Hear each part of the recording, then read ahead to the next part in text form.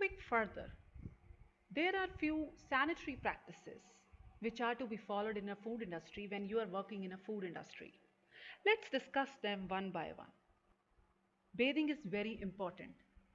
Workers must bathe daily as the body odor is offensive and skin is the main breeding ground for the bacteria.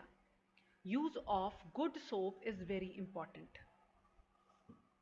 And you must change your clothes daily. Then the second is hair. See, hair can be a breeding ground for bacteria. Unclean hair causes dandruff, lice, and makes the scalp itch. To avoid this, hair must be covered with the head cover. So this is the head cover. Whenever you are working in a food industry, it is very important to cover your head with the head cover. Another thing is, this prevents the long hair from getting entangled in the machine. Hair should be neatly tied if long, and hair length for men should be kept to the minimum. Then is eyes.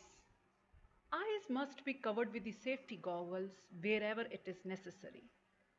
And eyes must be kept clean and washed frequently. Rubbing of eyes should be avoided. An employee suffering from sore eyes should not be allowed to work.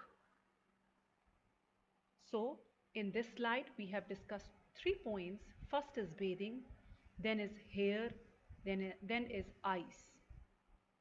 Moving further, teeth and mouth.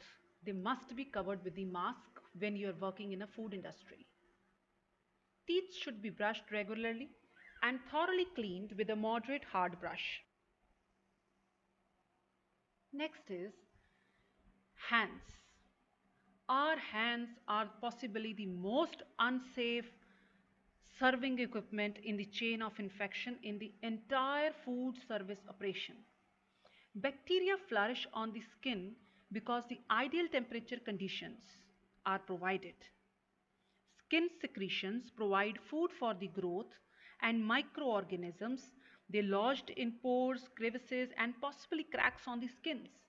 The most dangerous bacteria, my friends, always remember this, is Staphylococci.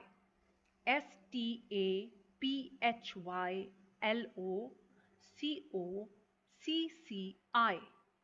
Staphylococci. Now, in addition to the normal flora on the skin, inadequate hand washing could cause accumulation of microorganisms and they can cause disease. So, hands must be washed properly. You must cut your fingernails, and when you're working in a food industry, no jewelry is allowed except your engagement ring. Other thing is, there is a proper method of washing your hands. This is pretty much clear because of the COVID-19 crisis. We all know we have to wash our hands at least for 20 seconds. And it's very important you count 20 seconds either by counting 1, 2, 3 like so. Hands must be dried properly. Disposable paper tissue should be used and it should be thrown in the dustbin. Now, if there is cut, burn, or anything like that, it must be covered with a waterproof dressing, and thereafter you have to wear the gloves wherever it is necessary. For instance, talking about the hands, no jewelry, gloves must be wear, and fingernails should be cut short. Other thing is no nail polish because sometimes the nail polishes are toxic. Nail polish should be avoided in the production area as it may mask accumulated dirt or it could chip and enter the food. So mostly it is discouraged in food industry. See, I've already told you that no jewelry should be worn when you are working in a food industry because finger rings can accumulate dirt like dough accumulation in the ring. Bangles and bracelets can get heated up and they can come in the way of work. Wrist watches should not be worn in the kitchen or in the processing area because they can fall off. Wrist watch face can break and glass can accidentally enter into the food. and may harbor bacteria. So, this is the main reason why no jewelry is preferred in processing area. Then is feet and footwear.